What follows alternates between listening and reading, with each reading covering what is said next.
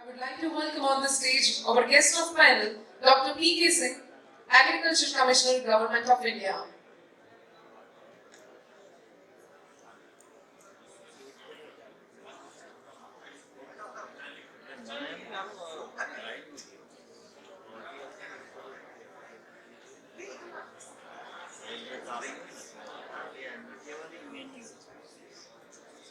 इसको प्लेस करना है तो आके देख लीजिए ये स्क्रीन है उसको प्लेस करना है उनकी तरफ आके देख लीजिए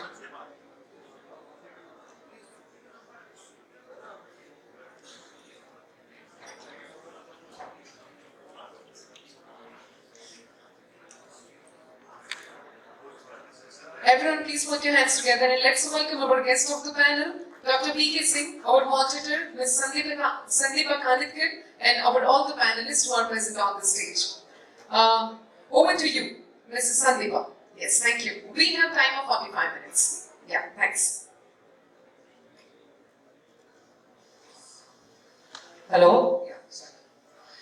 Yeah, thank you so much, and it's nice to be participating in this BioAgri Next. We had a wonderful enlightening discussion with respect to different types of farming, and there was a lot of eye-opening done with respect to the confusion in the minds of the farmers and what exactly we have to do. So today, right now, we are having an insightful, I hope we make it insightful, all of us, and I'm sure we'll do, but we are having a discussion with respect to different types of the biological inputs which are used for sustainable agriculture, and how is it that different types of policies, technologies and innovation can help us to get ahead. So I have a small presentation just to set the ball rolling for us. So basically we are trying to integrate whatever technologies with respect to biologicals are there and see to it that the farming becomes more remunerative for and profitable for the farmers, because all of us know there are pain points and these pain points need to be addressed with technology. So whatever types of technologies are there, the technologies which can be easily reached to farmers. The minister right now told us about the BT cotton and how it reached and also about the groundnut. I mean, a lot of extension efforts were not needed, but then still it reached the farmers in the right way. So we have to be doing a lot of introspection as to why biologicals are needing a lot of extension efforts in spite of the government trying to help us in different ways and means. So let us have a look at the integrating biosolutions. And all of us know that the pain points are there with respect to the consumer awareness. Right now, people talked about food security. Now we have to be able to talk about nutritional security, and that is where we need technology for. There are different gaps in resource use efficiency also when it comes to fertilizers or also pesticides. All of us know that new molecules or actives of pesticides, the rate of the innovation is drastically decreasing in the last few decades, and we need really good actives if at all we have to give it to the farmers and improve his pain points. We cannot forget about climate change, because climate change is showing us the ill effects every now and then, and we need some technologies to mitigate those. So economic viability, lot of pain points, and I attend any agriculture seminar and people talk mainly about pain points. So we wish to talk about what can be done. I came across this McKinsey highlights wherein they say that there is good scope for agriculture in India with respect to the growth rate, which is not seen in other countries. So we really can be a 3.1 trillion economy with respect to agriculture. And why this growth is seen? Because some things are working nicely. So if some things are working nicely, you can always improve your strengths better rather than plug the minus points and spend a lot of energies in that. So what is working, we have to be able to extrapolate that. So this kind of insights, they give us a good amount of insights into why farmers use biologicals. So, or why farmers use new technologies. So if at all the reason has to be understood, then everybody is trying to have a new yield increase product, so that is important. The rate of, in fact, adaptation in India is not very less, it is around 49% with respect to North America, Latin America, and the overall respondents, if you see. So farmers are wanting a product which can increase their yields. They are still not satisfied with the yields which currently they are getting. then why are they trying the new crop protection products? Because that is where the pain points are. And of course, innovation, people are looking at innovation with respect to 28% of Indian farmers are looking at innovation and 39% with respect to the new crop protection products. So what do they expect, in fact? I mean, are they hopeful or not? So, I mean, farmers in India are really hopeful that they are going to get higher profits with respect to using the new products, with respect to less of hope in Latin America, even less hope in Europe, and even less hope in North America. So, we really have to be able to bank on it. Last Sunday, we had a very nice, in fact, editorial with respect to why China and India were wealthy nations when rice was used, when rice was the yield and all the wealth came from rice. So this is very important, which we have to be able to see. If you see the adaptation of biologicals and biocontrol, here also India is behind, and then there's a lot of hope in Brazil on adaptation in Brazil with respect to biologicals. So if we have to be able to learn from why the farmers are using biologicals. So if they are the reason why is known in the proper aspect, then definitely we can get ahead and adapt it in India. So yield benefits, lower production cost and additional revenues. These are one of the important drivers which are used for adaptation of the biologicals. And definitely the market is growing. And the market is growing, really some things are working out fine. So this is important. And biocontrol is in fact the market wherein the results are seen easily and the adaptation definitely is better than the biostimulants or biofertilizers. So there is a lot of global competitiveness we have to be able to achieve with respect to the using all the biologicals, and we will come to the different pain points and the technology enhancements which are there. But this slide is going to be very important for all of us, wherein we see that there is a hope which is created by different companies, wherein what part of the farmer's toolbox can be biological. So here in future we feel that almost 40% of the toolbox is how much of the rupee which is spent on inputs are going to be biological. So that 40% can be reached. This especially has been calculated by some companies in horticulture crops or high value crops. And in fact, biologicals are used in a better manner in the rain-fed crops also. So this is going to be a very important metric for us to talk upon in future. So there are some questions which I will pose to the distinguished audience, and I will just say one or two things about them. We have on my left side Dr. P.K. Singh. He is the Agriculture Commissioner. And Dr. P.K. Singh is truly recognized for aligning India's agriculture with the global best practices with respect to sustainability, biological inputs and policy-driven growth. He has worked for more than 32 years in this field of soil and water conservation. So when all of us are talking about soil, let us learn good things from him. Ms. Komal Shah Bhukhanwala, she is a dynamic lady who is the director of SML, and she heads the global R&D and commercial introduction of crop protection products. She has led the development of more than 500 plus patents, and she is positioning SML as a one-stop manufacturer of advanced agro solution. Mr. Hanan Dor, I think he is here with us. He has more than 35 years of global experience in fertilizers and plant nutrition. He is the Chief Commercial Officer of Ground Ag, formerly known as ICL, and he is responsible in tripling the ICL's business and expanding operations in markets like China and India. Mr. Manoj Varshney is the MD and CEO of Expo MC Crop Science Private Limited. Worked for 21, he has over 21 plus years of experience in specialty nutrient seeds, agrochemicals and biologicals. And at IFCO MC, Dr. Manoj is spearheading strategy operations, R&D, innovation and market expansion. Mr. Manoj Kumar Rupa, he is the founder and MD of Casper AgriScience. He has commercialized different portfolio using biopotassium release agents also for shelf life enhancers. And Manoj has different laurels with respect to working with, I think so, Gates Foundation last time I saw in Hyderabad. So we have many things to learn from him. On my right, we have Mr. Shanmugam Sambatham. He is the head of agriculture, Southeast Asia, Middle East and Africa of Biosys. And he has been recently appointed the head at Biosys. He has expertise in driving growth via industrial enzymes, biosolutions in emerging market across Africa and Asia. Dr. Shailendra Singh, on my extreme right, he is the CEO and agribusiness of Zydex Group. Shailendra has over 30 years plus of experience in R&D, regulatory affairs, and is currently heading Zydex agribusiness innovation and eco-friendly product commercialization and regulatory strategy. So we'll begin with the discussion, and feel free to ask questions after we have some insights on the basic discussion we are going to have over here. So Dr. P.K. Singh, the first question goes to you with respect to you being representation from the government.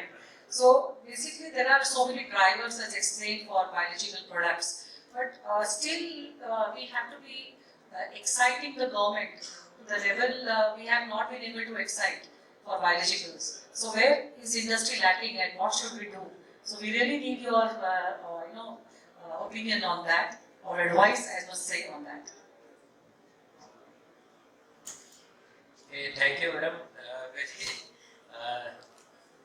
intricately developed question, I think. So as we, I can say that every technology has a shelf life. So, and then every technology has a technology fatigue kind of thing. So it takes sometimes many years to reach that fatigue. So now the time has come for chemicals. So now biologicals have their own. Everybody knew that microbes are there in the field, but chemicals were say promoted much more in a better way in last time, say during green revolution phase. But now that has a fatigue period. So that fatigue has now come after 50 years. So yield stagnations has been seen, the soil condition, erosion in organic carbon, and all those things are now being seen as an important factors to further enhance production and productivity along with sustainability of the production. So to break that technology fatigue, definitely new solutions are to come, but the quality and the quantity what we can supply to the farmers again make a very important role. So if we can have very good quality bio solutions available for the farmers, which can break this fatigue of chemical fertilization and technologies, whatever built around that. So definitely in future, I hope without any much promotion, this will also come. Just like if you would have thought of a farmer using urea in 1950s, no farmer was using, but the effect of urea, you just throw the urea in the field and the next day the crop was green. So that kind of bio solutions are also needed, which can show their impact, a significant and economically good impact on the farmer's crop or whatever quality or anything. It may be production, it may be productivity, it may be quality, it may be nutrient uptake or whatever. So if we can do that, definitely these new solutions, whatever are coming, will definitely be adopted by the farmers. And we are there, government is there to promote all those, because we know that one technology cannot sustain forever. So let's hope good for this bio solutions. Thank you.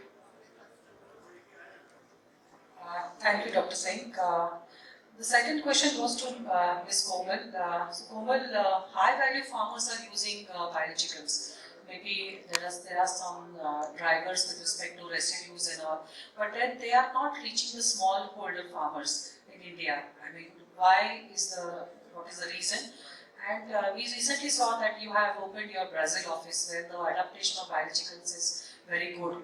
So can you throw some light about the biological ecosystem in Brazil, and how do you feel India can catch up, or can India script its own bio story as such?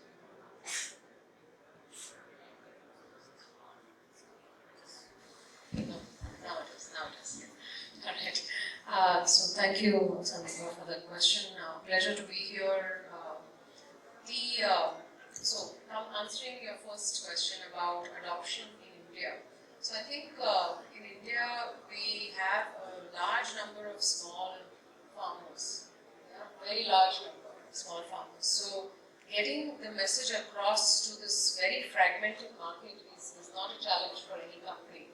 I think even if you look pan-India, from a crop protection point of view, even the largest companies don't have more than a 14 or 15% market share. Let's understand that, and that's with exclusive products. So I think that challenge will continue in that sense. Second is of course awareness. Yes, the farmer wants a genuine product. I believe there have been cases where the quality of products of certain bioproducts have not really kept up to in terms of performance. So having a quality product also is something that is very important. The third part is a lot of times in India and in many parts of the world, the practice of the current chemical practice or the current package of practice, so as to say the farmers follow them, is not really conducive with some of the solutions that are being introduced, for example. And how well can we integrate those biosolutions with an existing practice? So those are some of the challenges. Though having said that, yes, biologicals are getting greater penetration. There is no doubt about that, and a lot of farmers are aware than before. So I don't see that it will not continue. It will continue to grow. But what we do need to create from an agronomy point of view is to create a more conducive environment for those biologicals to flourish. This is something that we've been working on for a very long time, and that leads me to the question of Brazil. Because what we observe in Brazil, and it also leads me to the big subject of climate change that you talked about, because that affects agriculture in the biggest way. If you see all the stresses that the plant faces, 50 or 60% of these are climate induced, right? And that's what the farmers battling every day on the farm. So what we observe is when you introduce a solution in Brazil and they see climate resilience, we've experienced this with a simple crop like grapes in Brazil, where we were able to introduce something and the farmer was able to get $4,000 as additional income and still maintain his crops in terms of climate stress, and it did not go away. That's what spearheads multiplication and adoption, right? When you look at the biological scenario in Brazil, of course regulatory is one of the frameworks that enables some sort of a faster approval in that sense, but it's not that fast, right? So there is a certain process you have to follow. But having said that, the great change that you see there is a requirement, they understand it, and each farm in Brazil is kind of carrying out its own R&D, because they're huge landholdings, right? They're not small farms. One of the challenges, in fact, Brazil faces is the application technology also, because when you're saying sustainability or you're saying biosolutions or advanced solutions for the future, you don't want to be applying tons of material onto the farm at the end of the day. You want to be reducing load on the farms, right? So those are their challenges. But having said that, I've seen biological and chemical being applied through one piece of equipment in Brazil, and both are being parallelly applied at the time of when the seed is applied. Alongside, there is a fertilizer applied, and alongside the biological, whether it's a nematicide or even a biostimulant being applied. So the equipment also has to be designed in a manner so that your solution can be adopted. So I think it's a very different ecosystem vis-a-vis what we have in India. But having said that, the goal still remains. You have to create an ecosystem, an agronomic ecosystem for the biological to thrive and to show its power. It has much greater power than what we've experienced, actually. Absolutely, very true and nicely said. So we have this aspect of lab to land, and because the land holding sizes in Brazil are huge, the number of farmers you have to convince are pretty less, few in fact in number, and in India that number is quite huge. So definitely Dr. Singh, there is a problem for all the companies, especially small companies, to take any technology from lab to land, because the indirect costs which have to be spent on, below the gross margin, they are very high, and the scale of operation is not to the extent which we want to take it to. So we need some kind of support with respect to the lab to land conversions, Earlier, there was a facility of reducing the tax with respect to using the manpower for marketing with respect to technical, and that really is not there currently. So if that is there, then a lot of adaptation with respect to R&D, not only in the lab but also in the field, will play a very important role for us to take the technologies to the lab. So a small kind of ask from the bio industry for you. See, the policy is to integrate any technology with the schemes. That is the only policy available with the government, because we are a very minor funding source for any kind of, I can just say, if we have 1,50,000 crore budget, so out of that, mostly is going for different purposes like PM Kisan. So actually, whatever is left for the schemes, developmental schemes, they are because agriculture is a state subject, so we give it to state, and then the states define that where they have to use that money. So that is the thing, because the number of farmers and farmers have demand of fertilizer, farmers demand mechanization, they want everything, and all those things are some kind of subsidies there, or some kind of promotional scheme are always there in the state. So now, say for example, our one new scheme which was just approved yesterday, Dhan Yojana, where we are going to take 100 low productivity districts, and focus all the kind of this development things in those 100 districts for next few years. So there, if we can promote biologicals in some way, that state has to do. And what are those things which are to be promoted? That will depend on the package of practices for the crop which they are going to select for practice. This is, we don't actually have direct say in those things, but we can shift the focus of the state government that now you have to do this. So they are trying to match up with our projections or whatever our expectations are there. So they work accordingly, but then the number of farmers. So simply, in case I give example of say sugar cane. So just one sugar mill has something like 30,000 to 35,000 registered farmers with that mill. So if they start something that you take this biosolution, so they have to arrange it for all 35,000. They cannot leave one or two like that. So that extension kind of thing is very difficult. Madam was saying that was right, that in Brazil, say one farmer has 20,000 hectares. Here 20,000 hectares means 1 lakh farmers. So that kind of situation is there. That's the thing. Thank you. I mean, you rightly said about the support which is given by the government. Now, if you talk about PM Pranam also, there is a facility for, in fact, target for reduction of 20,000 crore rupees worth of fertilizers, and Karnataka is topping in that. So, in fact, right now we have reached just 3,000 crores in saving of chemical fertilizers. So, a lot really needs to be done. The schemes are there, but somehow the acceleration with respect to technology and the companies trying to meet up the challenge is still the matter. So, Manoj Kumar Rupa, you come from Karnataka, wherein I explained about the whole thing. So, when you say that are farmers wanting to save money by reducing some of your inputs or get more yields? We saw the McKinsey kind of outlook right now for biological products using their earlier package of practices. What is it that you say with respect to the biological inputs you said to the farmers?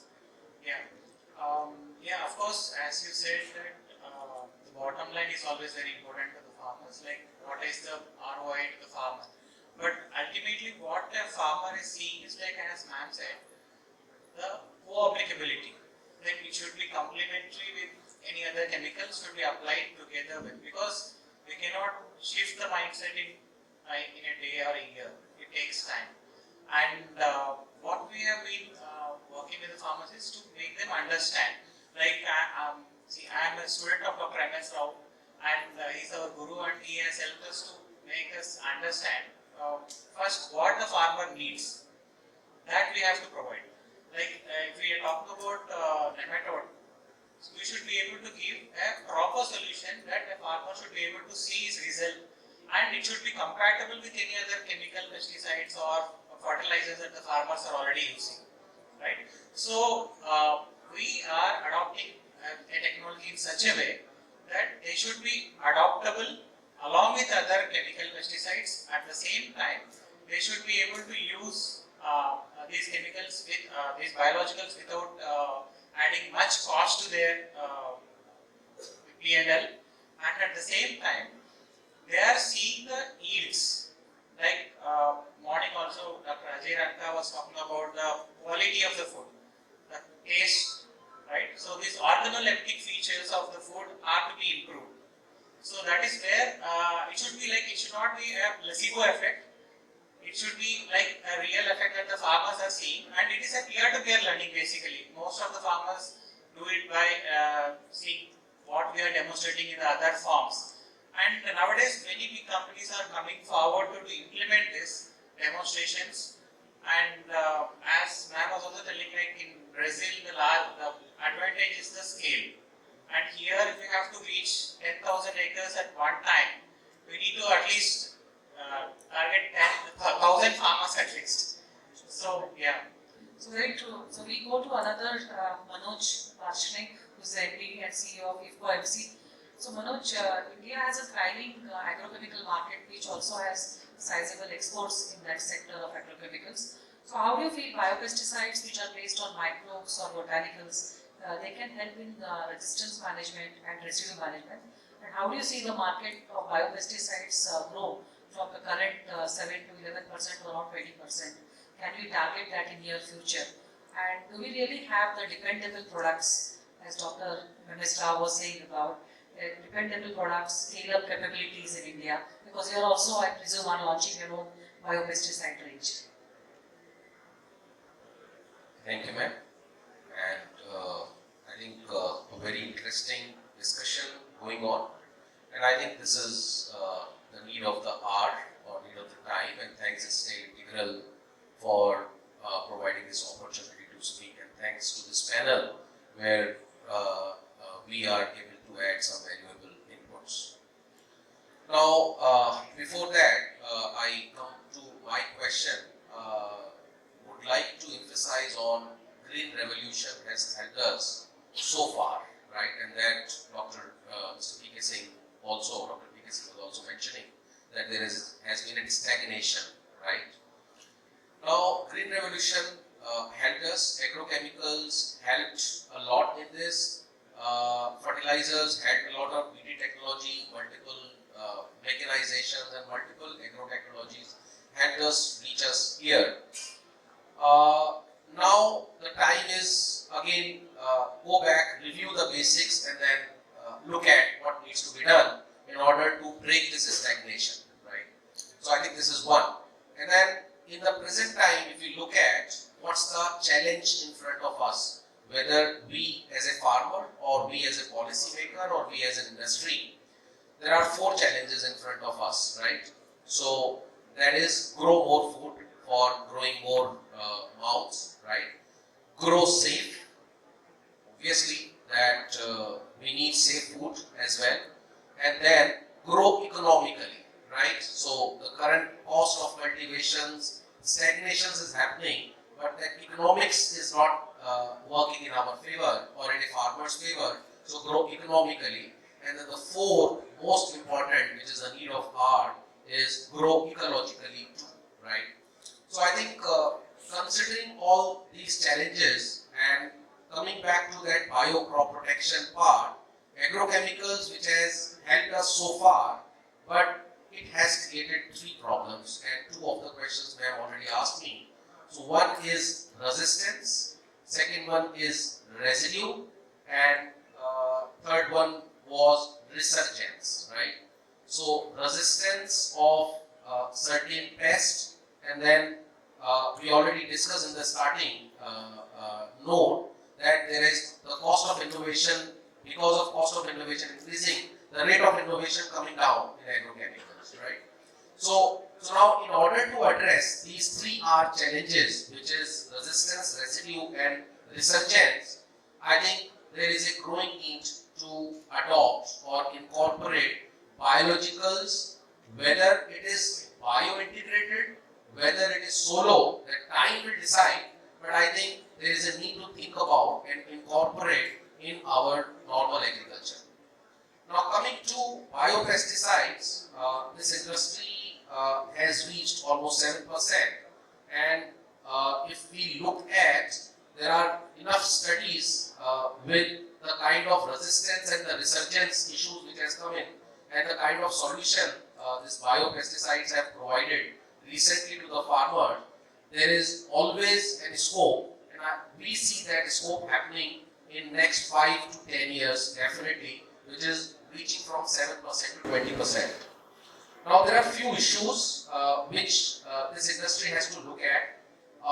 One is, I think the topmost and the most important one is looking at the shelf life, right? And second one is the farmer adoption.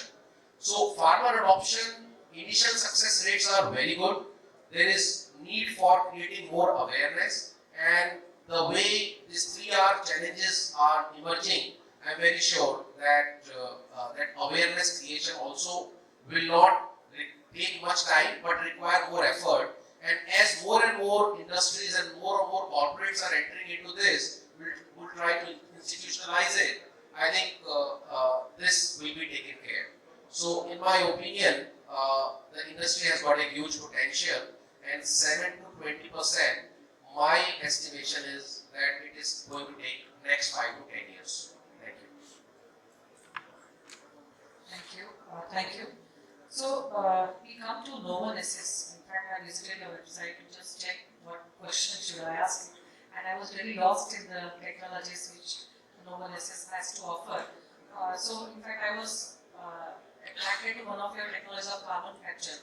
As you rightly said, it's not right for agriculture as yet. So what are the technologies which you really have for carbon sequestration, and what exactly are you bringing in India, Novel Assess?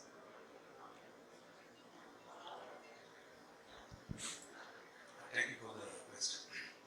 In terms of carbon capturing, there are multiple technologies already available globally, both biosolution perspective, also on the chemistry perspective.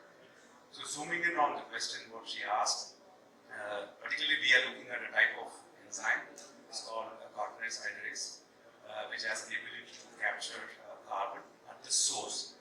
If you ask me, does that have an application in agriculture? Yes. Right now, there is a lot of focus on using this enzyme to trap the carbon at the source. When we say source, it could be an industry like a power plant which generates a lot of CO2, or it could be a fertilizer industry, a lot of CO2 is generated, or any other industry like cement and other things. Right now, technology is available. Whenever any new technology comes up, it is again a comparison to what is already available, right? What is currently available is an amine-based chemistry. So in terms of comparing to a biosolution, biosolution has its own advantage in terms of being sustainable and the ability to be less energy in terms of capturing the CO2. Whereas in terms of its application in agriculture, all of you would know that CO2 is less than 1% in the atmosphere. It's extremely complex to trap the CO2 from the atmosphere and then put it to some other use. I think that's the challenge we are working in. But there are also other routes. We know that this enzyme is coming in from the microbe which produce this enzyme. So we could also deploy the microbes into the soil, which could help us to capture the CO2, but it's still far away from implementing such technology, particularly in the emerging markets like India. But I would rather say we should look at basics in terms of how do we address sustainable agriculture. Carbon is an important topic, but we have our own set of challenges in terms of how do we address the basics of phosphorus, nitrogen. At least I have seen there is a wider adoption of biosolutions in the mobilizing phosphorus. Example, mycorrhiza per se has been widely adopted, and kudos to the farmers and other industry leaders driving this. But we also forgot the other aspect of nitrogen, which is we are a rice producing country.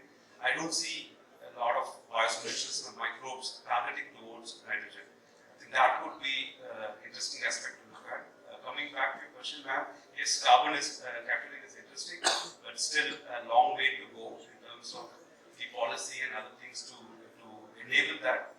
But a country like us, India, I think we should focus on some of the basics so that we address the basics and then move on to the more sophisticated topics like carbon capture.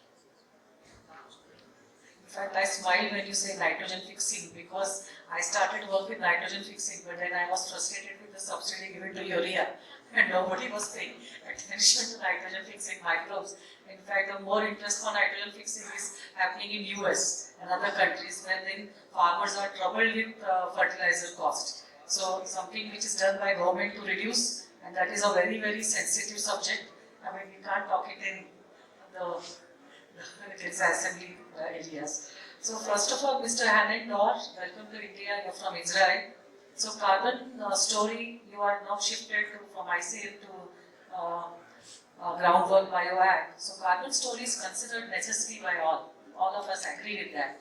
But then it's very hard to emulate the carbon story in the rightful sense in one crop period, 2 crop periods, 3 crop periods. And how can carbon credits help?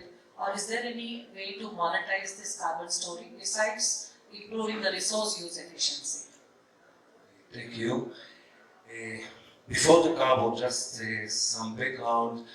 Groundwork is a company, a startup that produces mycorrhiza.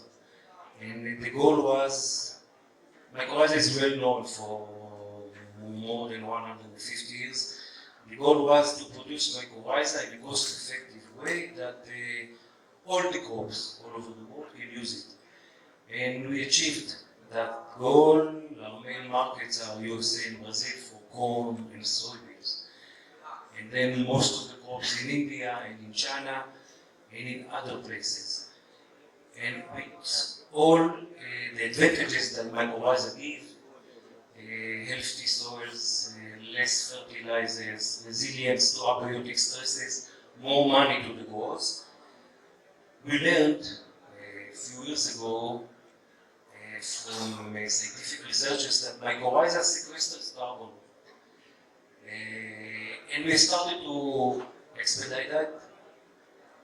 And we found out that mycorrhiza really sequestered carbon in, as far as we checked, a significant amount. We are talking with mycorrhiza about between 1 to 3 tons of equivalent carbon dioxide, CO2 per 1 acre. Just for an example, when we are talking about regenerative agriculture, which is a model under Vera, low-till, no-till, cover crops, it sequestered 0.1 tons of carbon dioxide, which means the mycorrhiza can sequester 10 to 30 times more. Because of that, on top of all the other advantages which are sustainable agriculture, reducing fertilizers and etc., we started a project, a carbon project in the US, a registered project under Vera, which is the best registry of carbon projects, and we started that in 2023. There is no model of carbon sequestration with mycorrhiza, which means that we have to measure and remeasure every year and to leave control plots and to compare them to the treated plots and to see what is the delta between the carbon.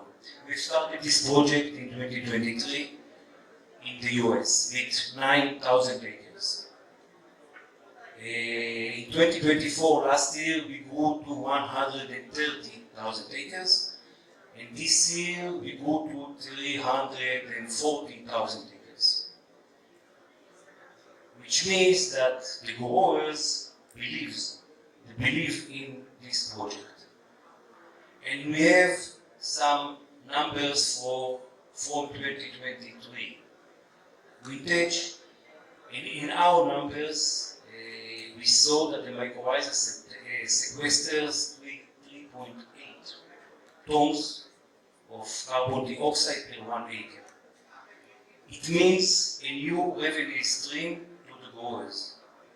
To simplify that, it means more money to the growers. And the growers will receive up to 70% of the carbon credits that will be sold. The first deal that we will be able to sell credits will be probably the beginning of 2025. So after 2 years, the growers will get money. And in some cases, they will get more money than the money that they have got from their yields, from the corn. Coming back to India, and we talked about very fragmented market. It is a very fragmented market. Currently, with the system, with the model of measure and remeasure every year, the same place, and living control plots, I don't think that we can do that in India. The minimum field that we receive to our project is 200 acres. 200 acres. But we are working on a model that at the end of the day, it will take our CTO is here and is working on that. At the end of the day, if we will have a model, we will not need to measure every year. And then it will work by model. If you use mycorrhiza, with all the advantages of the mycorrhiza, you will sequester carbon and you will get your money.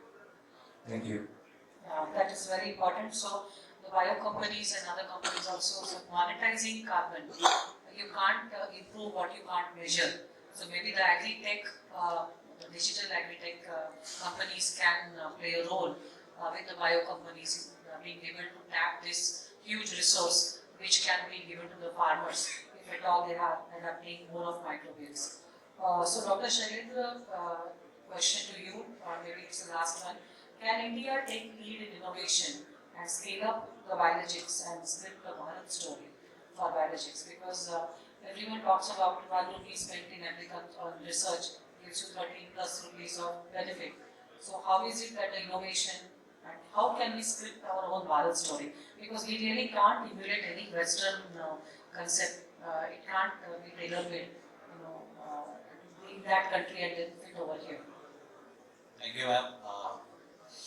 I think when I have to answer this question, looks like that I have to summarize everything has been said on this panel. Interestingly, India is in such a good situation from a climatic perspective that the efficacy and efficiency of the biologicals can work here in the West.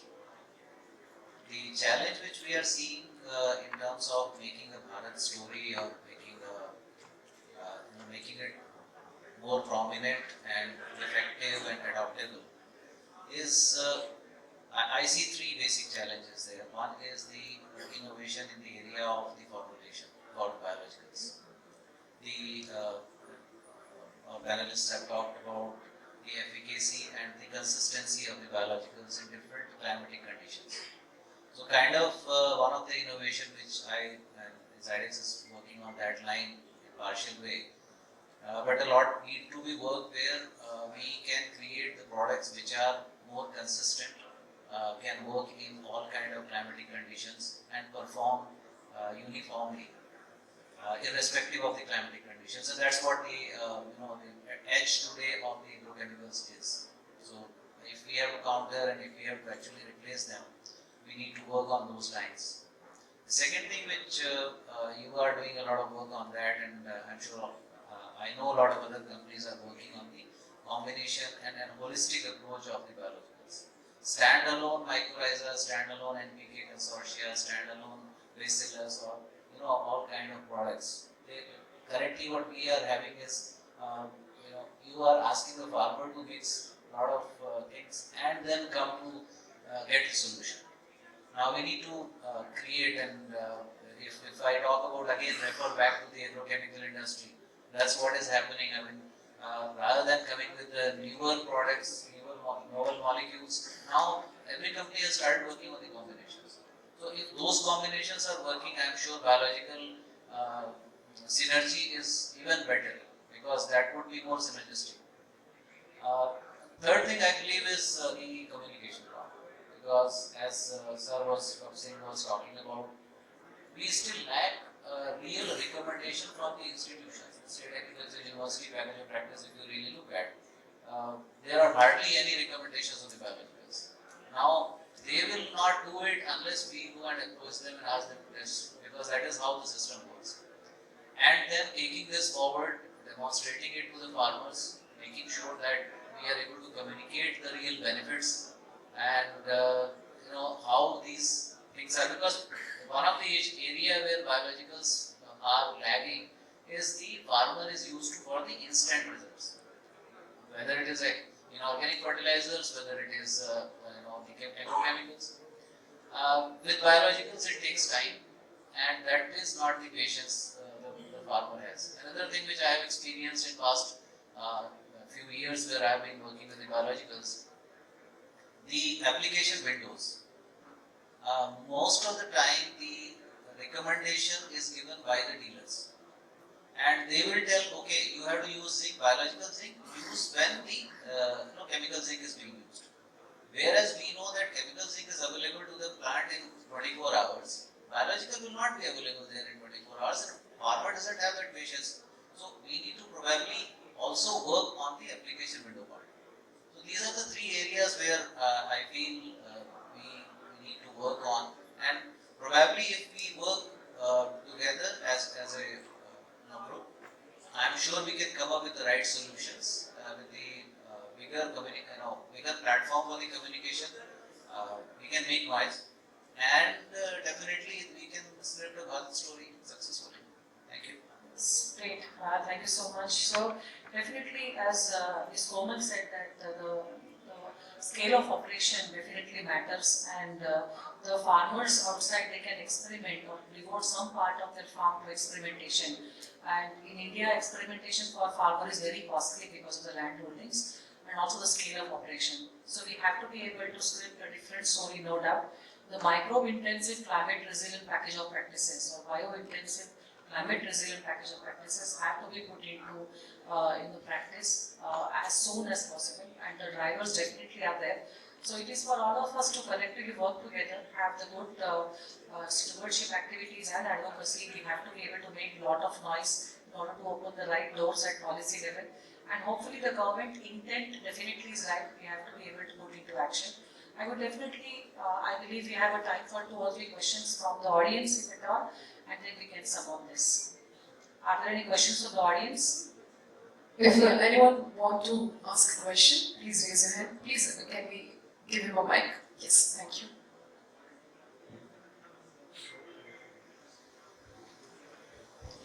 Thank you ma'am. यहीं पे जितने भी हैं वो या तो बड़ी industries वाले हैं या तो कोई एक्सपोर्ट करने वाले हैं, लेकिन सही में ग्राउंड लेवल पे क्या है और एग्रीकल्चर डिपार्टमेंट से हमें कितनी दिक्कत होती है, ये कोई कभी किसी को बताते नहीं है। आज बायोपेस्टिसाइड्स बहुत अच्छा है, हम यूज करवाते हैं, बायोपेस्टिसाइड्स में काफी रिस्पांस मिलता है, लेकिन जब उनका सैंपलिंग होता है तो CFU कम आया, सैंपल फेल नहीं होता है, वो नील दिखाते हैं। pH ज्यादा या तो कम आया तो नील दिखाते हैं, मॉइस्चर कम या तो ज्यादा आया तो नील दिखाते हैं। नील का मतलब ये है कि आपकी प्रोडक्ट में जीरो वैल्यू है, इससे वो 100% हम इसमें कुछ डालते ही नहीं। तो ऐसे नियम को भी हमारी रिक्वेस्ट है साहब को कि ऐसे नियम को भी कुछ चेंज किया जाए कि वो जीरो नहीं है।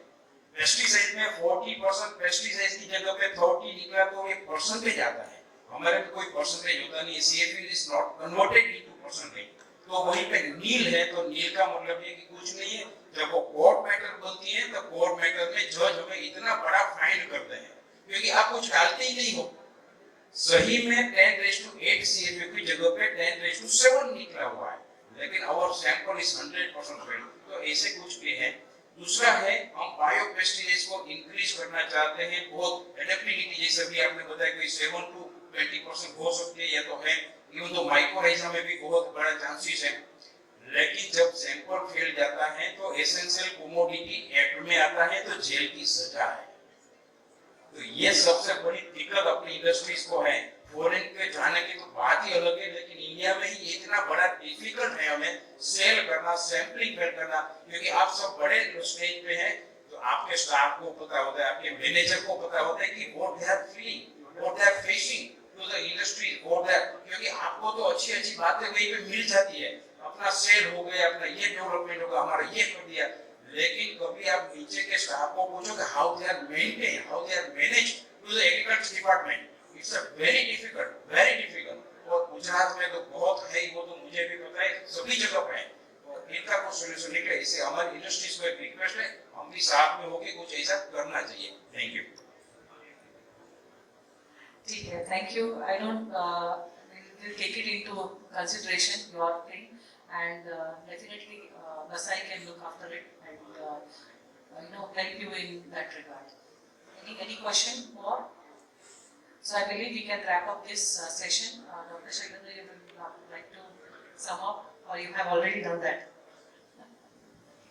I don't know, I tried to do that, but I would say, rather I would just say thank you to everyone, because this is just a repetition which I don't want to waste time on. So thank you everyone, especially Dr. P.K. Singh sir for coming all the way here and sharing things and his perspective. And what I really liked about is the, he has very subtle way, he has mentioned that this is the time for biologicals to come, because he mentioned about the technological fatigue, and that actually is happening because we are seeing it that in last 5 years there is a change in perception about the biologicals across the board, across all the stakeholders, including farmers, including the policy makers and everybody.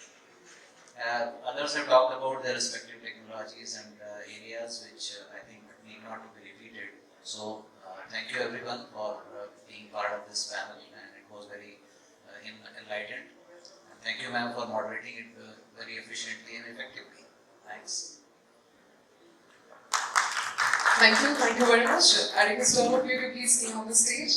I request our moderator to felicitate our panelist members. Can we have momenters on the stage? I request to Ms. Sandeepa to felicitate Ms. Komal Shah. Can we have music please? Come on everyone, give a huge round of applause for our all panelist members who are present on the stage. Next I request to felicitate Mr. Hanan Lawan. You. Yes.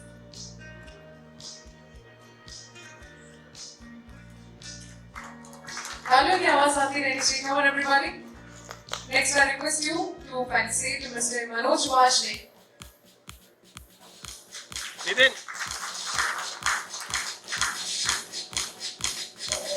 I request to Ms. Sandeepa to felicitate Mr. Manoj Kumar Rupa.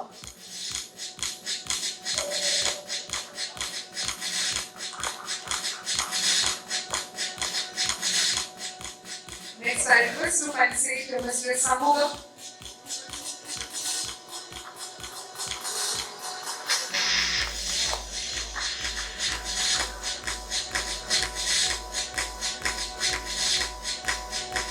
Our guest of the panel, Dr. P.K. Singh. Please come forward. Once again, thank you very much for giving your presence.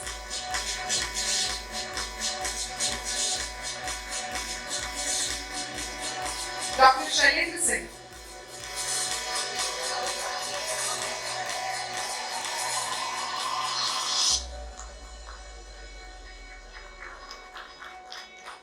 And now to felicitate our moderator, Ms. Sandeepa Kanitkar, I want to invite on stage Aarti ma'am. Please come on the stage to felicitate Ms. Sandeepa.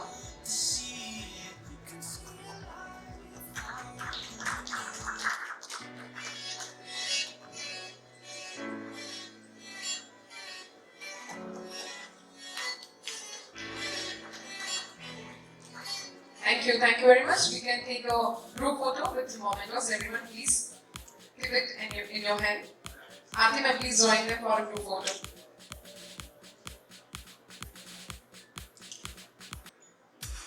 So yes, this was the very first panel discussion of day 1, which was about integrating biosolutions for a sustainable and balanced agricultural future. Thank you so much for this panel discussion. Thank you.